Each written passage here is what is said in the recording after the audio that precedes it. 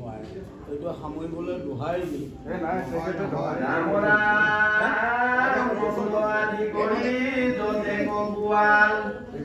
আছে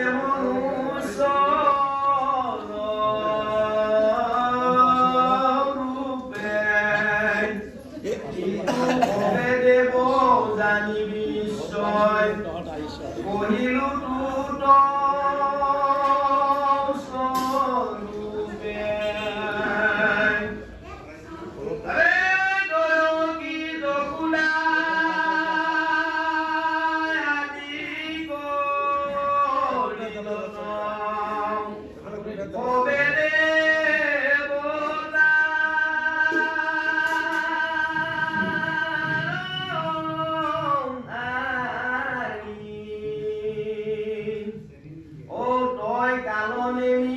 আসিলি পূৰ্বত মাৰিলা তুক মুৰাৰি মাৰিলা নে মাৰিব মাৰিলা আগতে মাৰিলা মাৰিব নহয় মাৰিলা আগতে মাৰিলা কালেমি থকা সময়তে মাৰিলে গৌৰী জন্মৰ কথা কালেমি থকাৰ সময়ত কালেমি আছিলি যেতিয়া তোক মাৰিলে মুৰাৰি বুলি কৈছে মাৰিলা তোক মুৰাৰি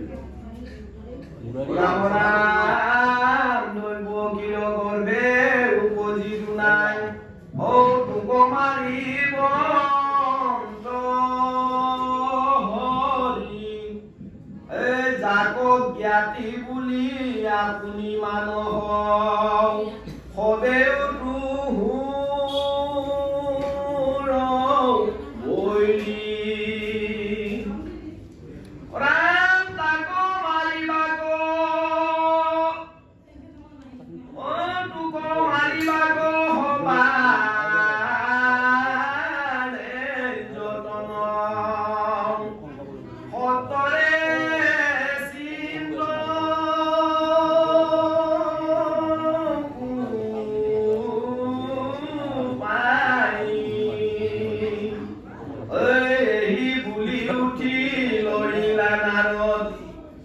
হাতে দিব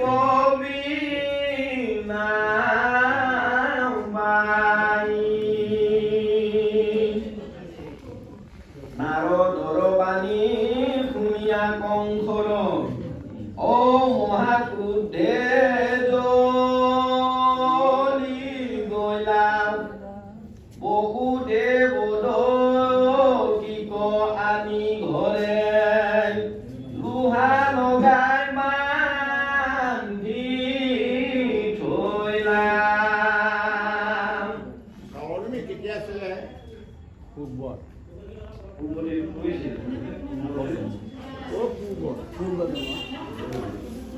পূৰ্বত কালনি পূৰ্বত বুলি কওঁতে পূৰ্বটো কেতিয়া হয় আগৰ জন্মটো পূৰ্ব নকয় তই কালনেমি আছিলি পূৰ্বত হাৰিলে তোক মুৰাৰি আচলতে এইটো মাৰিব তোক মুৰাৰি তই কালনিমি আছিলি পূৰ্বত পূৰ্বত তই কালনিমি আছিলি কেতিয়া এটা যুগত এটা যুগত কালনিমি আছিলি যিদিনাখন ৰামক লক্ষণক শক্তি খেলত পেলাইছে ইন্দ্ৰজিতে তেওঁ সঞ্জীৱনী হেৰিটো আনিবৰ কাৰণে দৰৱটো আনিবৰ কাৰণে হনুমানক পঠাই দিছে বন্ধন পৰ্বতত আছে ৰাৱণে সেই খবৰটো পাই কালনিমিক পঠিয়াই দিলে তই যা যিমান তাৰমানে হেৰিজোপাৰ তলত বন্তি এগছ জ্বলি আছে সেই বন্তি গছ জ্বলি থকা গছজোপাটো উঘালি লৈ আহিছে এই খবৰটো পাই ৰাৱণে লগে লগে পঠিয়াই দিলে তই যা যেনে যা চব গছৰ তলত তই বন্ধ কৰি থাক চিনি নাপাব দিছে কথাটো যে কালনিমে চালে এতিয়া মই নগ'লে ৰাৱণৰ হাতত মৰোঁ গ'লে ৰামৰ হাতত মই মৰিবই লাগিব কেতিয়াবা নহয় কেতিয়া মৰিব লাগিব এই পাখণ্ডৰ হাতত মই নহ'বলৈ যোৱাতকৈ ঈশ্বৰৰ হাতত মই বকিব লাগিব এতিয়া তেওঁ আহি চব গছৰ তলত গমন বন্ধৰ পৰ্বতত যিমান গছ আছিলে চবৰ তলতে এজোপা এগছ কালনি এতিয়া হনুমানে গৈ এতিয়া গছত যদি কৰিছে চবতে চব গছতে আছে এতিয়া কোনজোপা নিম হনুমানৰ শক্তি আছিলে কাৰণে পৰ্বতটো উঠাই গোটেই পৰ্বত চালে এতিয়া ৰাতিপুৱালে বেলিটো ওলাবই নহয় ওলালে ৰথখন মৰিবই গতিকে মই কি কৰোঁ এতিয়া উপায়টো নাই মই চিনিয়ে নাপাওঁ এতিয়া চিনি নাপাওঁ অন্য এজোপাৰ পৰা মই কিবা লৈয়ে গ'লোঁ এজোপা যদি নহয় নহ'ব পাৰে বেজটোহে চিনি পাব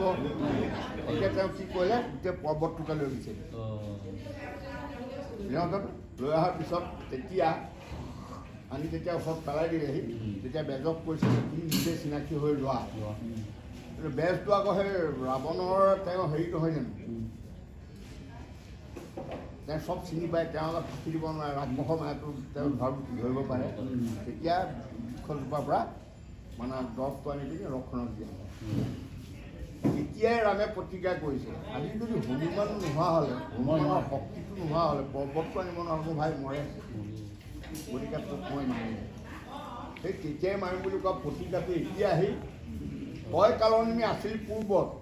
তোক মাৰিবন্ত হ'ল তই পূৰ্বত কালনিমি আছিল ৰাৱণৰ হুকুমত তই গৈ তাত মানে বন্তি জ্বলি আছিল তেতিয়া মাৰা নাছিল তেতিয়া নাই মৰা কাহিনীটো তাতেই কাহিনীটো তাত আছে মাৰিলা মুৰাৰী বুলি আছে নহয় তাত লিখা মুৰাৰী কোন নহয় মাৰিলা বুলি আছেতো মাৰিব মুৰাৰী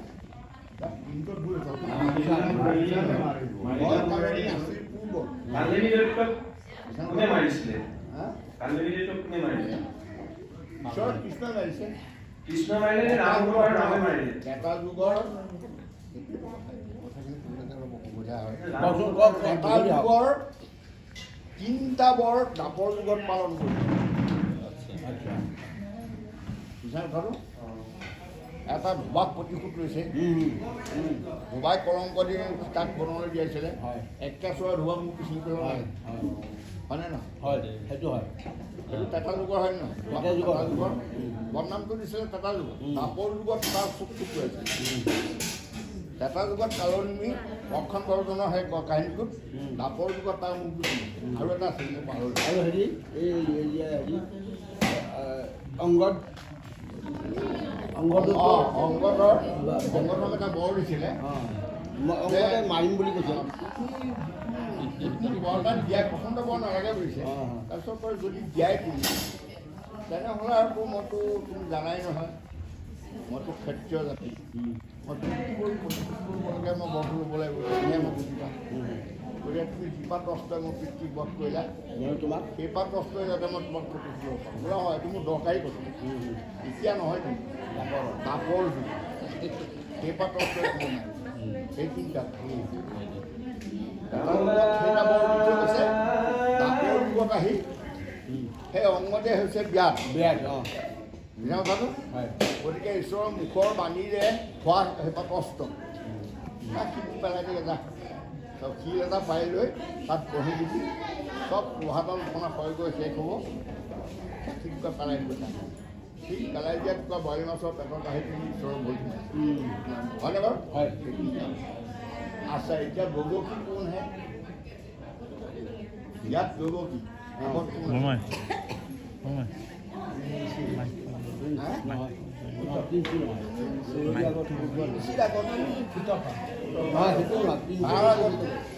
কোন এইবোৰ মাজত পাই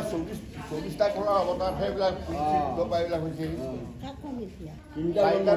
চাৰিটা যুগৰ দ্বিতীয়টো যুগত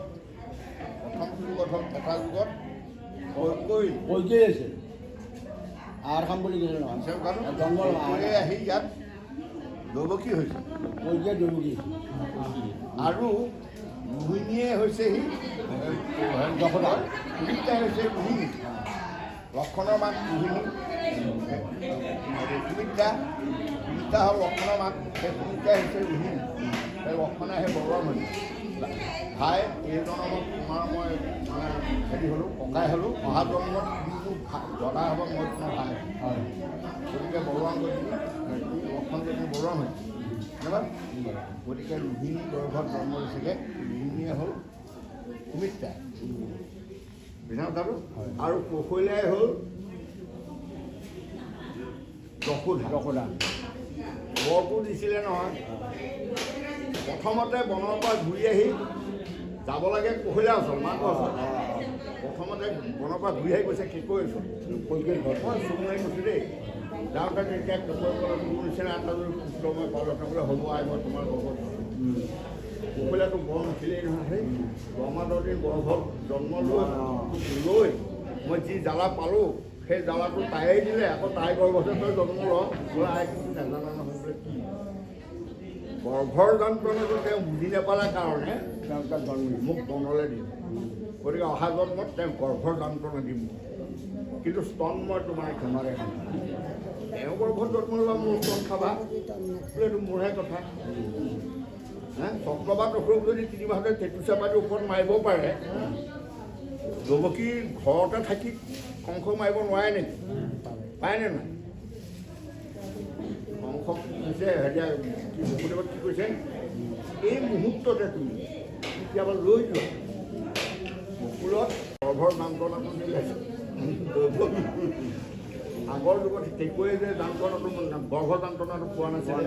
সেইকাৰণে এতিয়া গৰ্ভৰ যন্ত্ৰণা দিছে গৰ্ভৰ যন্ত্ৰণাৰ পিছতো কিমান বেজাৰ দিছে 6 টকা পুত্ৰ মাৰিছে কম জ্বালা দিছে তাৰপিছত আকৌ জন্ম হোৱাৰ পিছত চকুৱে নেদেখা দেখাত নিথৈ আহে স্তন খালে কাৰ যশোধা বাল্যৰ মৰমটো কোনে পালে যশোধাই পালে যুৱকে পিছত যদি ঘূৰি আছে ডেকা কালৰ পৰা তেওঁৰ ওপৰত পুহিলে ভাল নুপুহিলে তাকো বেয়া মানুহবা পোহপাল দিলেহে ডাঙৰ কালত মানে ডেকা কালত দিয়াৰ পৰা পিছত যোৱা ভাল তাকো বেয়া কিন্তু সৰুতে পকতে চোৱা মুখতে চোৱা মূৰত পচিব মুখত পচিব সেই মৰমটো কোনে পালে যশোধাই পালে জন্ম নিদিয়াকৈ পালে মানুহৰ গতিকে এটা যুগৰ সেই 3গৰাকীয়ে সেই দাপৰ যুগত এই 3গৰাকী দৈৱকী আৰু যশোধা ককৈলা সুমিত্ৰা আৰু কৈকেয়ী গতিকে কালনিমি তেতিয়া আছিলে তেতিয়া নাৰদে কৈছে তই কালনিমি আছিলি পূৰ্বত তোক মাৰিব তই কালনিমি আছিলি পূৰ্বতে তেতিয়াই ঈশ্বৰে সেইটো প্ৰতিকাৰ হৈছে তোক মাৰিম গতিকে এতিয়া তোক মাৰিবই তেতিয়া কংস কৈছে মিছা মিছা মিছা মই নহয় কালনিমি নহয় ফাঁকি দিব লাগিব তই ফাঁকি কেনেকৈ দিবি তই হয়ে আকৌ কালনিমি তইহে ইয়াত কংস হৈছিল সেইটোৱে কথাটো পুত্ৰ যে মাত্ৰকে ধৰি মাৰে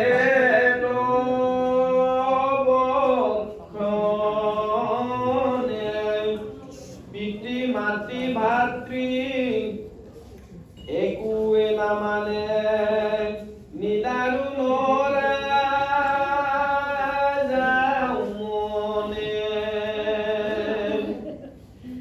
যাদৱ বংশক হিংসা কৰিবাক লাগিল কংস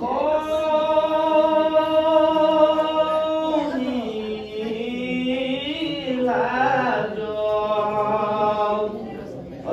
উগকেন পিতৃ তাহাকো নিগ্ৰহী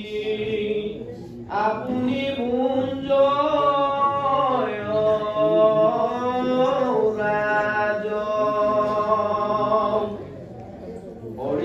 মুষ্টিক ধেনুক পুতনা এই প্ৰলম্ব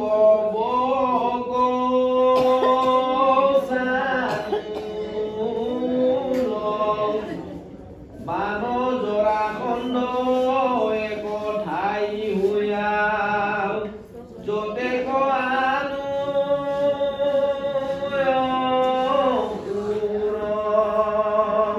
আৰু এটা কথা তাৰমানে আটাই কথাটো ক্লিয়াৰ কৰি নগ'ল আপুনি কওকচোন বাৰু তাৰমানে বসুদেৱ ইমান ত্যাগী হ'ল ভকতো নহ'ল বৈষ্ণৱো নহ'ল কাৰণটো কি হৈ থাকিল তাতে কি কাম নহ'ল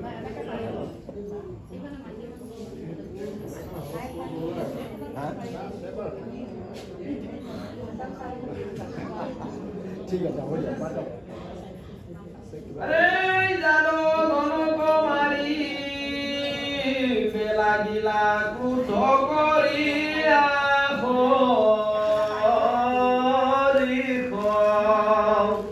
ও যদু গণু পাছে মহাবীৰা পাই পলাই গলা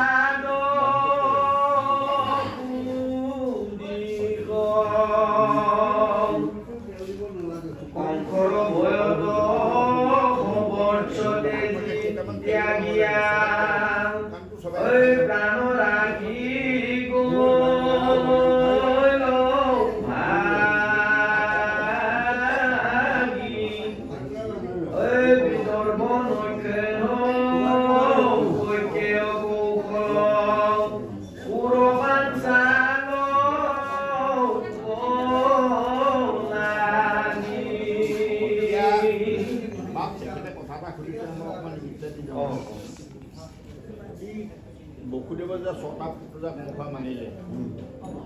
8টাতো নাই আমাৰ 6টাহে মাৰিলে সেই 6টা কোন আছে সেইখিনি ছটা হেৰি পাৰিষদ আছে নেকি বসু বসু বসু আছে অষ্টবসু আকৌ অষ্টবসু সেইটো 8টা বসু অঁ 8টা বসু মানে তেওঁলোকে বশিষ্ঠৰ আশ্ৰমত থাকিবলৈ গৈছিলে সেই অষ্টবসুৰ গৈ তাত বশিষ্ঠ আশ্ৰমত ৰাতি থাকে চমুৱাই ক'ব লাগিব দীঘলাই ক'লে এইটো বহুত ভাগৱতৰ এফাল যাব দেখিছেনে কাহিনী ক'বলৈ খুব মন যায় মোৰ কিন্তু সেইটো গোটেই কাহিনীটো ক'বলৈ ভাগৱত ক'ব লাগিব তেতিয়া মই চমুকৈ কওক অষ্টবসু এদিন স্বৰ্গৰ পৰা মধ্যত ফুৰিবলৈ আহিছে তাৰমানে দেৱতাবিলাক বৰ পপীয়া বহুত পপীয়া হয়তো লোকৰ ভাল গোটেই গৈ হৰণ কৰেগৈ পত্নী পৰ্যন্ত খাই যাব পৰা নাই তেনেকুৱা কিন্তু সেইটো তাত পাপটো হয় পাপ মোচন হ'বলৈ পৃথিৱীলৈ আহিব লাগে তাৰমানে গংগা সেই পৃথিৱীতহে আছে সেই ভগৱতহে গংগাক নমাই নিলে হয় পৃথিৱীলৈ এতিয়া স্নান কৰিবলৈ আহে গংগা আহি পিনে পাপ মোচন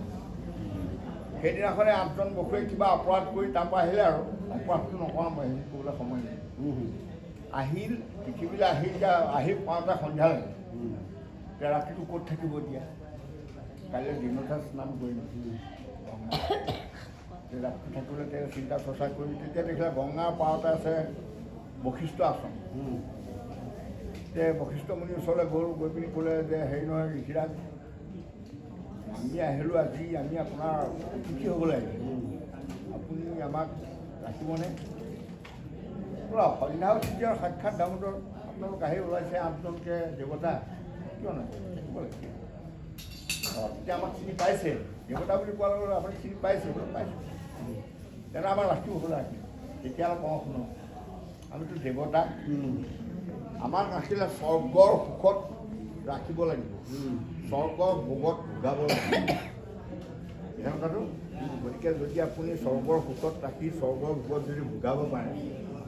এইবিলাক হ'ব যোৱা গংগাত স্নান কৰি আহে গংগাত স্নান কৰিবলৈ যাওঁতে এইফালে গাইজনীয়ে মাতি আনি হাত খুৱাই ক'লে উপায় আয় দেখিছ নহয় 8জন দেৱতা মোৰ আজি আশ্ৰমত গতিকে প্ৰতিশ্ৰুতি কৈ আছে স্বৰ্গৰ সুখত ৰাখিব লাগিব স্বৰ্গৰ ভোগত ভোগাব লাগিব তাকে চাই তই তাৰ ব্যৱস্থা কৰ গৰুজনী 8টা হেবেলনী নাই আচ্ছা 8টা হেবেলনী 8টা ঘৰ হ'ব মানে স্বৰ্গৰ যি অট্টালিকা আৰম্ভ তেনেকুৱা মানে 8টা হ'ল আৰু প্ৰত্যেকটো ঘৰত দুজনী আপেশ্বৰী হ'ল স্বৰ্গৰ অমৃতৰ ভাণ্ডাৰ আহি তাত প্ৰত্যেকটোতে আছে মানে কোনটো ঘৰ বেলেগ নহয় চব একেই যদি গা পা ধুই অহাৰ পিছত ক'লে ঋষিয়ে কৰিবলৈ হেৰি নহয় আপোনালোকৰ কাৰণে ব্যৱস্থা কৰি থোৱা আছে আপোনালোকে কোনে য'ত যাৰ পচন্দ হয় যিটোতে পচন্দ হয় যিটো কুটিৰ এটা থাকিবলৈ ইচ্ছা যায় সেইটোতে থাকে এওঁলোকে গৈ চাইছে চব একেই দুজনীকে আপেশ্বৰী আছে অমৃতৰ ভাণ্ডাৰ আছে আৰু স্বৰ্গৰ অট্টালিকা আচৰিত হৈ গ'ল গাঁৱতেতো সুধা মানে ঘৰ চৰি বা তলতে বহি আছে আৰু ফুলনি বাগান এখন আছে বাৰু থাকোচোন ৰাতিটো থাকিলে আপেশ্বৰীসকলে তেওঁলোকৰ পৰিচাৰিকা কৰিলে অমৃত খোৱালে খালে ৰাতি থাকিলে গোটেই ৰাতি থাকিলে থাকি ৰাতিটোলেহে সিহঁতৰ বন্দবস্ত ৰাতিপুৱা যাবই লাগিব নহয় যেনেকৈ হোটেলৰ ভাড়া আমি এক ৰাতিয়ে কৈছোঁ ৰাতিপুৱাটো উলিয়াই দিব মালিকে নহ'লে ভাড়া আৰু দিব লাগিব তেতিয়া ৰাতিপুৱা আৰু তেওঁলোকে বিদায় দিছে গুৰুদেৱ আপোনাৰ আচলতে বৰ আনন্দ পাম এতিয়া আমি যাবলৈ ওলালোঁ হয় আমি যাম পিছে আপোনাক কথা এটা সুধিব পৰা নগ'লে সোধক আমাৰ এটা মনৰ শংকা থাকিব আপুনি কি শক্তিৰে আমাক স্বৰ্গৰ ভোগত ভোগালে স্বৰ্গৰ সুখত ৰাখিলে অকণমান ক'বনে যদি আপুনি দয়া হয় তেতিয়া ক'লে বোপাই হয় এইটো মোৰ শক্তি নহয় এই শক্তি গাইজনী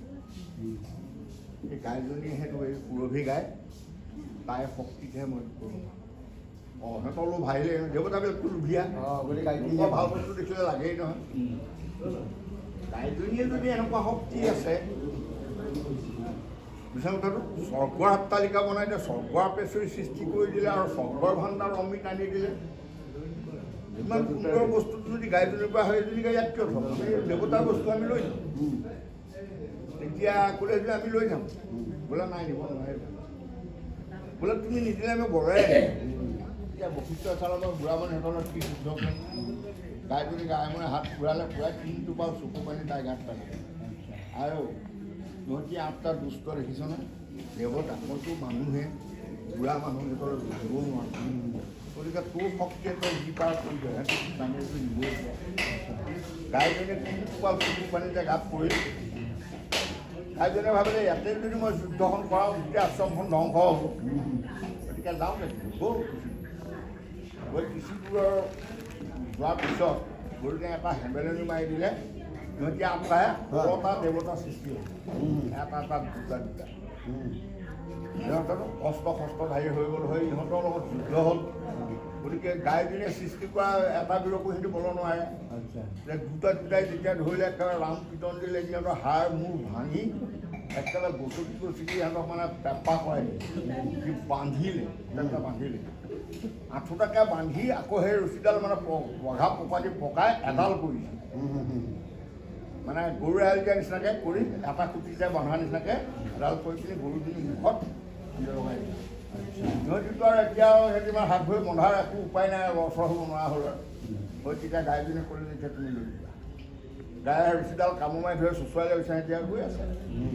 এই 16জন বীৰ নাইকিয়া হ'ল গৈ ঋষি আশ্ৰম পালেগৈ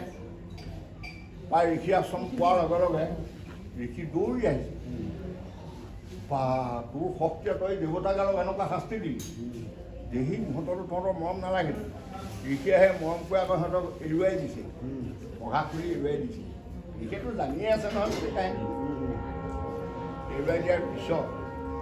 সিহঁতক বোলে চেলা মূৰ্য মানুহৰ সম্পত্তি তহঁতৰ ৰোগ তহঁতি স্বৰ্গৰ দেৱতা হৈ থাকি স্বৰ্গত থাকি তহঁতৰ শান্তি নাপালি যা তহঁতি নৰজনী যত্ন লৈ মৰ্ত্যত মানুহৰ জন্ম অভিশাপ দিলে তেতিয়া দেৱতাবিলাকে লিখাই পৰিলে হীৰাজ আপোনাৰ অভিশাপটো কোনো ৰচৰ নহয় আমাৰ মৃত্যুৰ উপায় দিয়ে এতিয়া মই যে কোনো কাহিনীটো ক'লে ভাগৱত মন হ'ব বহুত আছে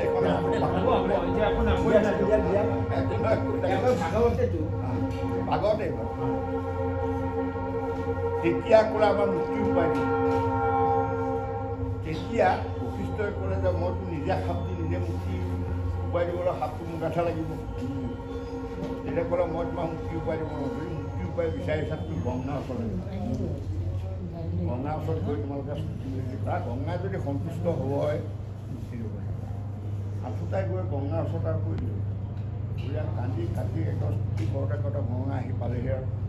কি হ'ল তহঁতৰ বোলে আপুনি দেৱী আৰু আমি দেৱতা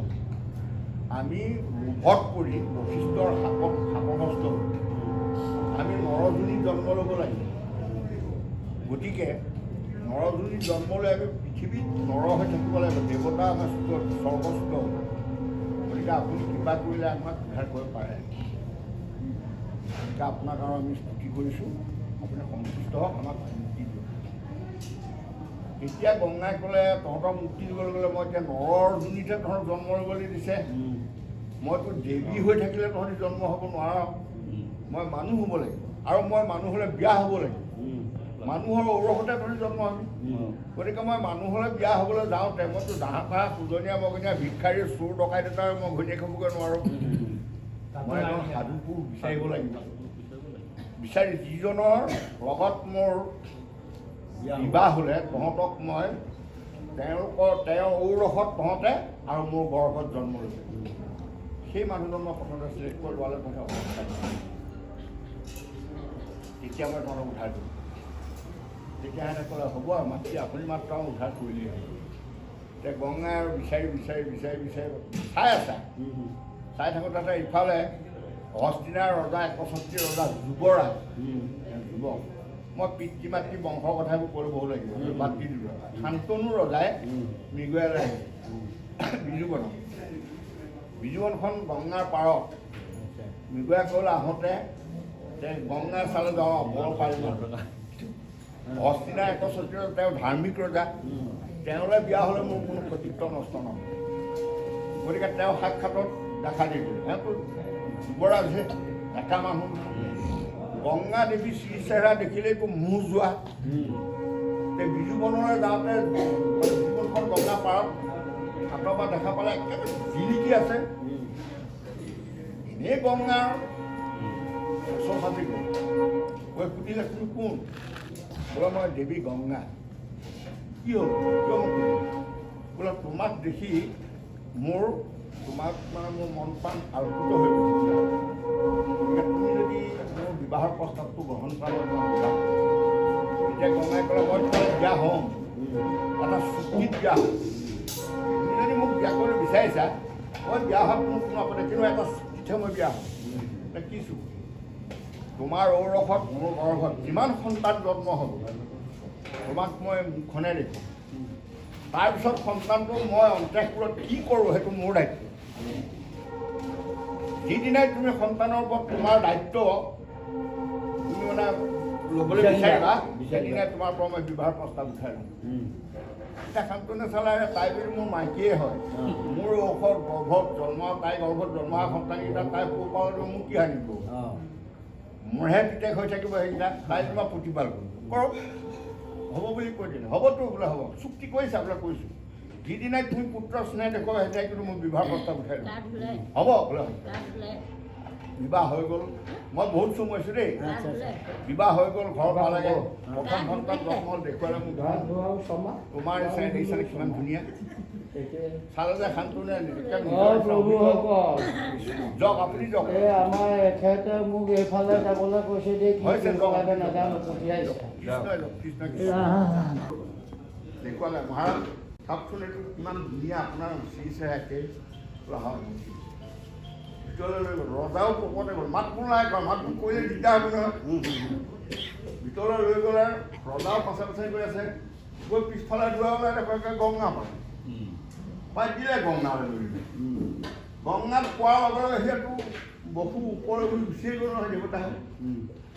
কেতিয়া শান্তনে বা এই সন্তানৰ স্নেহ মই ভাবিছিলোঁ এটা ঘৰ ভিতৰতে ৰাখি আছে পোহপালি আছে কিন্তু এটাৰ কাৰণে চব পানীত পেলাইছে চব উধাই হৈ গুচি গৈছে সেইটো গ'লেই দেখিয়ে আছোঁ চিঞৰ বাখৰ কৰি তাই বিবাহ প্ৰস্তাৱ উঠাই ল'ব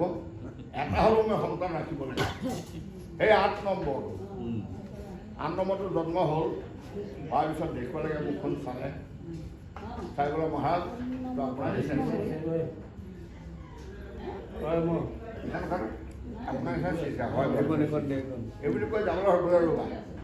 কি হ'ল বোলে ৰ'বা বোলে তুমি 7 টাকা সন্তান কি কৰিলে মই 7 নম্বৰটো দেখা পাওঁ এইটো কিন্তু সেইটো নহ'ব ইয়াক মই ৰাখিম অঁ হয় নেকি স্বামী এইটো আপুনি ৰাখিবা ৰাখিম লোৱা দি দিলা কি ক'লে মহাৰাজ লগে মহাৰাজ স্বামী আছিলে বিবাহ প্ৰস্তাৱ লগে লগে উঠাই ল'লে মহাৰাজ সন্তানটো আজি জন্ম হৈছে আপুনি যদি ৰাখি থৈ বৰ কষ্ট পাব 6টা বছৰৰ কাৰণে মোক দি দিয়ক আপোনাৰ মোৰ য'ত মিলন হৈছে 6 বছৰৰ দিনাই সেই জেগাত আপুনি উপস্থিত হ'ব মই ইয়াত ধৰ্ম শাস্ত্ৰ মানে ৰাজনীতি সমাজ নীতি ধৰ্ম নীতি অস্ত্ৰ বিদ্যা শিক্ষা সকলো শিকাই বুজাই পৰিণত কৰি সেই জেগাত তোমাক চম্ভালিম ৰজাই চলা হয় আকৌ সন্তান আজি জন্ম হোৱা সন্তানটো মই ৰাখি যদি মোৰ কষ্ট হ'ব টাইমত গুচি যাব তেতিয়া শিক্ষা দিলে তেওঁ গংগাই লৈ গৈ লগে পৰশুৰামক মাতি আনি পৰশুৰামক মাতি দিলে সি ক'লে যে দেখক ই এনেকুৱা এটা বীৰ হ'ব লাগিব জগতত যাতে কোনেও ইয়াৰ সন্মুখ হ'ব নোৱাৰে এনেকুৱা এটা ধাৰ্মিক হ'ব লাগিব গোটেই জগতৰ বালিহস্তি বা গজহস্তিলে সকলোকে চিনি পাব লাগিব সকলোৱে জানিব লাগিব ৰাজনীতিত পাকৈত হ'ব লাগিব ধৰ্মনীতিত পাকৈত হ'ব লাগিব চব শিক্ষাবিদ্যা দি পৰশুৰামে নিজে শিক্ষা কৰি পেলাই আৰু যেতিয়া 6টা বছৰ পুৰা হ'ল তেতিয়া আনি সন্তান মহাৰাজ সন্তান তেতিয়া দেৱতাৰ ঔৰসা কাৰণে তেওঁ দেৱব্ৰত ব্ৰত পালন কৰিব লগা হ'ল কিহৰ কাৰণে তেওঁ থাকিব লগা সুধিলে মাক যে মা 8জনৰ ভিতৰত 7জনক উদ্ধাৰ কৰি দিলা মোক যে তুমি এইটো ব্ৰত পালন কৰিবৰ কাৰণে তুমি ৰাখিলা কাৰণটো বোলে তুমি গৰুজনী ডিঙিত ৰছীডাল লগত গাইজনী ডিঙিত বধাডাল লগাই অনাৰ কাৰণে সেই শাস্তিটো 400 বছৰ থাকিব লগা হ'ল পিতামহ বিষ্ণু 400 বছৰ আছে গতিকে তুমি ৰছীডাল লগোৱাৰ পৰা তুমি 400 বছৰ থাকিব লাগিব এই ব্ৰতটো তোমাক পালন কৰিম বাপেকক সন্ধ্যাই দিলে লৈ গ'ল গুচি গ'ল ঘৰত আছে খুব চমুকৈ কম দেই মই বহুত দীঘলকৈ নকওঁ বাঘৰ বাপেকৰ আৰু মানে তিনিটাজনী মৰি যোৱাৰ পিছত এদিন কান্দিলে শেষ, দুদিনমানলৈ মনত পৰিব, তাৰপিছত পাহৰিব এসপ্তাহ হয়নে বাৰু? জীয়াই জীয়াই তিনিটাজনী গুচি গ'ল, ইমান ধুনীয়া একেবাৰে স্বৰ্গৰ আতেশ্বৰী গংগা দেৱী জীয়াই জীয়াই গুচি গ'ল, মনত নপৰিবনে বাৰু? চবৰে পৰিব, আপোনাৰ হ'লেও পৰিব হয়নে বাৰু? এতিয়া শান্তনুৰ কেতিয়াবা কেতিয়াবা মনত পৰে, খুব বেজাৰ গংগালৈ মনত পৰে। তেওঁ দেখিছে হয় মোৰ মাতৃ মানে গংগা চেক আছে বৰ্তমান। আচ্ছা তুমি হস্তিনাৰ ৰজা শান্তনু লগ পাইছে, লগ পাইছে, তোমাক এটা বিবাহৰ প্ৰস্তাৱ দিছিলে বোলে, দিছিল, তুমি কেঞ্চেল কৰিলে বোলে, কিয় কেঞ্চেল কৰিলে? বোলে তেওঁলৈ বিয়া হ'লেতো মোৰ কোনো সাৰ্থক নহ'ব, তেওঁ ঔৰস মোৰ গৰ্ভত যিমানেই সন্তান হওক ৰজা হ'ব নোৱাৰে, কাৰণ তুমি আছা, তুমি ৰজা হ'বা, আৰু তোমাকতো বল বীৰ্যত কোনেও নোৱাৰে, ধনু শিক্ষা বিদ্যা অস্ত্ৰ ধৰ্মশাস্ত্ৰ সকলোতে তুমি পাকৈত, তোমাক কোনেও বল নোৱাৰে, গতিকে মোৰ ল'ৰাটোৱে এবাৰো ৰজা হ'ব নোৱাৰে, গতিকে মই তেওঁলৈ বিয়া হৈ কি লাভ হ'ব? তেতিয়া ক'লে মই তোমাৰ আগত ভীষণ প্ৰতিজ্ঞা কৰিছোঁ, মই কোনোদিন হস্তিনাৰ ৰজা নহওঁ, হ'বনে? তেতিয়া ক'লে অঁ তুমি ৰজা নোহোৱা ভীষণ প্ৰতিজ্ঞা কৰিলা, ঠিক আছে বাৰু, তুমিহে ৰজা নোহোৱা, তোমাৰ ঔৰসজাত সন্তানবিলাক সেইবিলাকতো তোমাৰ নিচিনা শক্তিশালী হ'ব, সিহঁতকতো মোৰ ল'ৰাই বল নোৱাৰিব। অ' হয় নেকি মা? মই মা বুলি কৈছে, হয় নেকি মা? মই তোমাৰ আগত ভীষণ প্ৰতিজ্ঞা কৰিছোঁ, কোনো কালে মই বিবাহ নকৰোঁ, কোনো তিৰোতাৰ মুখ নাচাওঁ, হ'বনে? কাৰণ মই বিয়া কৰিলেহে মোৰ সন্তান জন্ম হ'ব, তোমাৰ সেইটোহে ভয় আছিলে, গতিকে মই বিয়া নকৰোঁ। সেই প্ৰতিজ্ঞাত সত্যত আবদ্ধ হোৱাৰ কাৰণে সত্যৱতী তিনিটা নাম পাইছে। প্ৰথম মৎস্যগন্ধা, পৰাশমুনিয়ে পৰশ পেলাই তাৰ মাছৰ গন্ধটো গুচাই দিয়াৰ কাৰণে পদ্মগন্ধা, আৰু দেৱব্ৰতৰ লগত মানে প্ৰতিজ্ঞাত আবদ্ধ হৈ সত্য ৰক্ষা কৰি অহাৰ কাৰণে সত্যৱতী নাম পালে, সত্যৱতী নামেৰে তেওঁ গুচি আহে। আৰু এওঁ দেৱব্ৰতো ভীষণ প্ৰতিজ্ঞাৰ কাৰণে ভীষণৰ পৰা ভীষ্ম, তেওঁৰ নাম সেইদিনাখন ভীষ্ম হৈছিল, লৈ গৈ বাপেকক যেতিয়া চমজাই দিলে, বাপেকটো অবাক হৈ গ'ল। সেই তেতিয়াই বাপেকে, মই তাতে সামৰিছোঁ দেই, বহুত কাহিনীটো দীঘল সামৰিছোঁ, ভাগৱতখন আছে, বাপেকে তেতিয়া তেওঁ অমৰত্ব বৰ দিলে যে তই ইচ্ছা মৃত্যু উপায়, তই নিজে ইচ্ছা নকৰিলে তোক কোনেও পৃথিৱীত মাৰিব নোৱাৰে, শান্তনি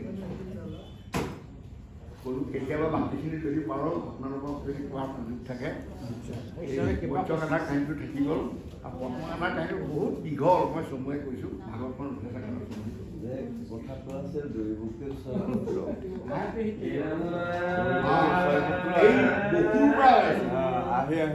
এই অষ্টবসু যে বিদেশ কৰিলে অষ্টবসু কথা যে সেইকাৰণে ওলালে অষ্টবসুৰ সেই 7জন বসু মুক্তি হৈ গ'ল। এওঁ পঘাডাল লগোৱাৰ কাৰণে 400 বছৰ তেওঁ পিতামহ বিষ্ণু 400 বছৰ তেওঁ পৃথিৱীত থাকিল।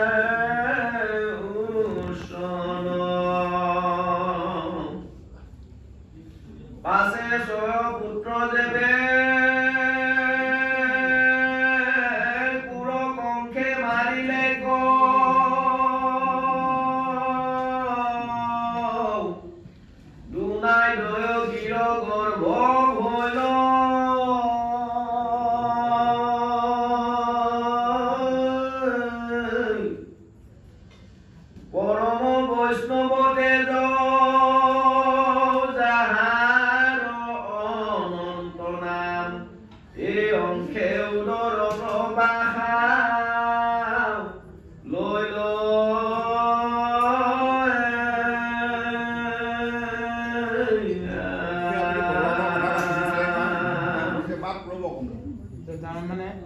এতিয়া আমি পাওঁ কৃষ্ণৰ ডাঙৰ ভায়েক বলোৰাম, কিন্তু এতিয়া ভাগৱতৰ আটাজনে পঢ়ি দিছিল প্ৰথমতে যে প্ৰথমতে জন্ম হ'লে কৃত্ৰিমন্ত, হয়নে? এতিয়া কৃত্ৰিমন্তৰ নামটো নলা, কিন্তু বলভদ্ৰৰ নামটোহে ওলায়, এইটো কাৰণটো কিন্তু ডাঙৰটো বলভদ্ৰ। 6জন বসু ছটাতে মাৰিলে, সেই 6টা হ'ল বসু, বসু 6টাকে মাৰি পায়। বলোৰাম হ'ল অনন্তহে, তাৰমানে লক্ষণেই হ'ল অনন্ত, অনন্তই হ'ল লক্ষণ। অনন্তই ৰাম ঈশ্বৰক সহায় কৰিবলৈ গৈছিলে লক্ষণ ৰূপে, আৰু সেই অনন্তই কৃষ্ণক ককায়েক হ'বলৈ আহিছে বলোৰাম। তেওঁ অনন্তহে আছিলে, তেওঁৰ নামটো অনন্ত। ইয়াত অনন্ত ওলাইছে নহয়, অনন্ত যাৰ অন্ত নাই, কিন্তু তেওঁক বলেৰে নি দিয়া কাৰণে তেওঁৰ নাম বলোৰাম। 7 মাহতে তেওঁ বিনাশ কৰোৱা নাই জানো? ইয়াৰ পৰা নি পিনি ৰোহিণী গৰ্ভৰ পৰা নি বলেৰে লৈ গৈ তাক স্থাপন, ৰোহিণী গৰ্ভত স্থাপনহে কৰিছেগৈ। সেই বলেৰে নি বল নি নিয়া নাই, সেইকাৰণে বলোৰাম। ৰামেণ দেখি নাৰায়ণে আদেশ কৰিলা পাছে, মহামায়া গোকুল যাহা দয়গীৰ গৰ্ভ হৰি ৰোহিণীক থৈয়া ও জগুৰাট তুমিও যাহা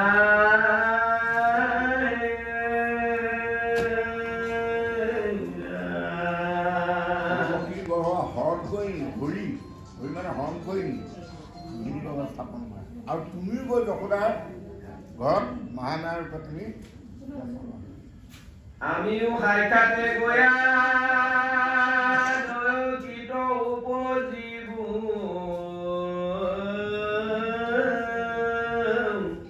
বসুদেৱে নিবা আনিবা সলাই,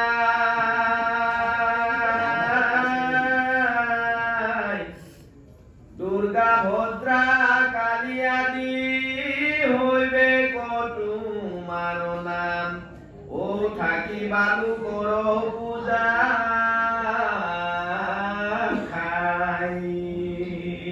ঈশ্বৰে কাটিয়া দুৰ্গা ভদ্ৰা কালী তিনিটা যুগত পূজা হৈ থাকিব, কিন্তু কলি যুগত নহয়। কিন্তু এইটোতো কৰিব পাৰিলে হয় বসুদেৱ দৈৱকী, যেতিয়া কৈছে যে অষ্টম পুত্ৰই মাৰিব, প্ৰথমটো কৃত্ৰিমৰ্তকে যেতিয়া মাৰিলে যে জন্ম দিলে, যেতিয়া আমাক মাৰিয়ে পেলা, তাতে আমি জন্ম নেদাওঁ বুলিতো বসুদেৱ আৰু দৈৱকীটো ভাবিব পাৰিলে হয়। নহয়, জন্ম নিদিলে আকৌ ইফালে কাৰ্যসূচীটো শেষ নহ'ব। তাতে মনতে ভাবিলে যিহেতু আমাৰ জন্ম দিয়ালৈকে মাৰিয়ে পেলা, মনতেতো ভাবিলে কিয় তেওঁ চুক্তি কৰা আছে গতিকে নহয়। আমি জন্মই নেদাওঁ, যাওঁ কি কৰোঁ।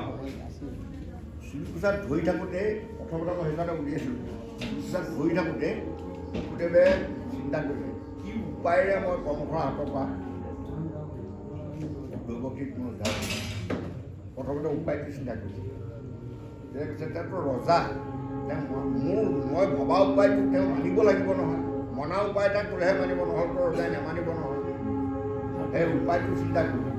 গতিকে ক'লে যে 8ম সন্তানটো 8 নম্বৰ সন্তানটোহে মাৰিব। গতিকে তুমি 8 নম্বৰটোলৈ তুমি ভয় কৰিছা,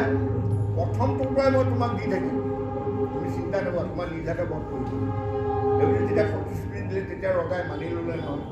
বসুদেৱ প্ৰতিজ্ঞা যেন তোমাৰ অচলতা, সত্য ৰক্ষা কৰি তুমি সদায় তোমাৰ প্ৰথম সন্তানৰ পৰা চব সন্তানৰ নিয়োগ দি থাকিবা। কি আছে 8 নম্বৰলৈকে দিব লাগিব নহয়, তাৰপিছত 9 নম্বৰ 10 নম্বৰ হ'লে তুমি থাকি যাব, বুজিছেনে নাই? সেইটো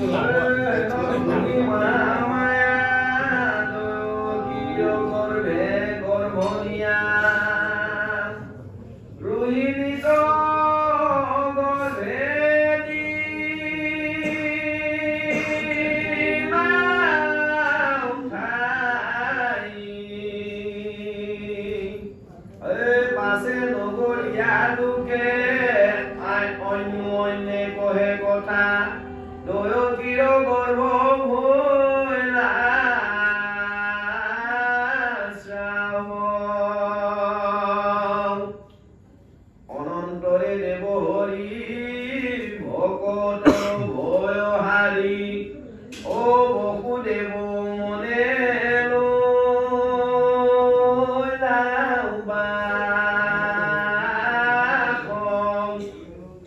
পৰম বৈষ্ণৱতে মনে লয়া বসুদেৱে, সূৰ্য যেন কৰন্ত প্ৰকাশ। ভগৱন্ত বস্তু দৈৱকীৰ গৰ্ভত জন্ম হওঁতে এতিয়া আমাৰ এগৰাকী তিনিটা যেতিয়া গৰ্ভৱতী হয় অভাৱটো দেখিলে গৰ্ভ হৈছে বুলি জানে কিন্তু ভিতৰত কি আছে ল'ৰাই আছে নে ছোৱালী আছে নাজানে নহয় ভিতৰত আছে নে তেতিয়া জানে দৈৱকী গৰ্ভত ভগৱন্ত বস্তু জন্ম হোৱাৰ মানে গৰ্ভ হোৱাৰ লগে লগে বাহিৰৰ পৰাই তেওঁৰ জ্যোতিটো দেখা পাইছে সূৰ্যৰ সদৃশ এটা জ্যোতি পেটৰ ভিতৰৰ পৰা বাহিৰলৈ গৈছে দেৱতাবিলাকে স্তুতি কৰিছে সেৱা কৰিছে গৰ্ভত থাকোঁতে দেৱতাবিলাকে কাৰাগাৰতে সেৱা কৰাকৈ নাহিব শুভ গতিকে সেইজন পুৰুষৰ মহিমাটো কোনে বাঢ়ে সেইজন পুৰুষে তেওঁ নিজে আহিছে এইটো কাম কৰিছে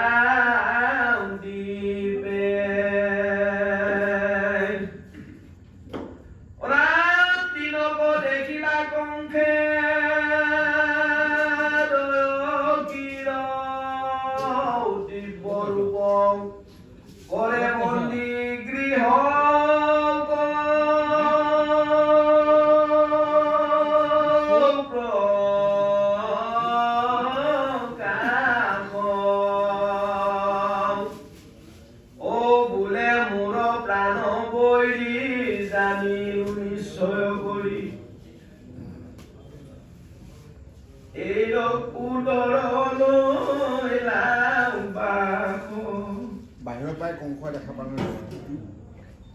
এইখিনি এতিয়া কংসই কৈছে জানিলোঁ আৰু তাৰ গৰ্ভত থকা সন্তানটোৰ জ্যোতিটো যেতিয়া বাহিৰত দেখা পায় চন্দ্ৰ সূৰ্যৰ নিচিনা দেখা পাইছে তেতিয়াই মই জানিলোঁ আপোনাৰ মৃত্যু হ'বই মই নোৱাৰোঁ বাইদেউ কাৰণ যিজন পুৰুষ তেওঁ গৰ্ভৰ ভিতৰত জন্ম লওঁতে বাহিৰত দেখা পাইছে সেইজন পুৰুষ কোনে মাৰিব কংসই চব কথাই জানি আছে জানি কোনো কৰণীয় কামখিনি এটাও বাকী নাই আশাটো এৰি দিয়া নাই কিজানি বাচিব পাৰোঁ বা আমাৰ নিচিনা আশাত বন্দী হৈছে কংস যদি সেইটো নকৰি যদি বোপায়ক তোৰ মোৰ মৃত্যু আছিলে নহয় মইতো মোমাই আৰু তই কেইদিনমান থাকিবলৈ দে আপুনি বুলি দোকা হ'লে কিজানি কেইদিনমান থাকিব বুঢ়া কালত ৰাখিলেহেঁতেন আৰু এইটো মানে কৃষ্ণই এইটো লাষ্ট মুহূৰ্তলৈকে কৈছে এতিয়াও সময় আছে এক ছেকেণ্ড সময় আছে এতিয়াও মোৰ চৰণত পৰ মই তেতিয়াও থোক কিবা কৰিম বুলি কৈছে নহয় কাঠক কাঠে কৈছে কৃষ্ণইটো এৰি দিয়া নাই কৈছে যদি ৰক্ষা সেইটো বৰ অন্যায় সুদৰ ভগিনী আৰু গৰ্ভাৱতী কিমতে মাৰিব কানে এইৰ বিৰুদ্ধে সবে নষ্ট হৈবে চিৰিজ সহায়ো মানে কংস আচলতে ৰজাবিলাকে চব কথা জানে নাজানিলে ৰজা হ'ব নোৱাৰে নহয় এখন দেশৰ ভাৰতৰ প্ৰধানমন্ত্ৰীজনে যদি চব নাজানে ৰজা হ'ব নোৱাৰে নহয় হয়নে নহয় এই এম এল এবিলাকক আৰু এটা নাম আছে এম এল এবিলাকৰ আৰু এটা নাম আছে সেইটো নাম কি বিধায়ক কাক কয় বিধান দিব পৰা বিধতাক কয় ব্ৰহ্মাক বিধতা মানে ব্ৰহ্মাক বিধতা বুলি কয় ব্ৰহ্মাই বিধান দিয়াৰ কাৰণে তেওঁ বিধায়ক বুলি MLA-বিলাকৰ বিধায়ক মুখ্যমন্ত্ৰীটো হ'ল ঈশ্বৰ মুখ্যমন্ত্ৰীয়ে যদি হুকুম দিলে গৰুটি ভাঙি দিলে নাই যায় কিমান আছিলে গৰিয়াৰ ঘৰত তালৈ কোনো যাবই নোৱাৰে ভাঙি দে বুলি ক'লে ঈশ্বৰৰ আদেশ গ'লে নাই ভাঙি দিলে নাই গতিকে মুখ্যমন্ত্ৰী হ'ল ঈশ্বৰ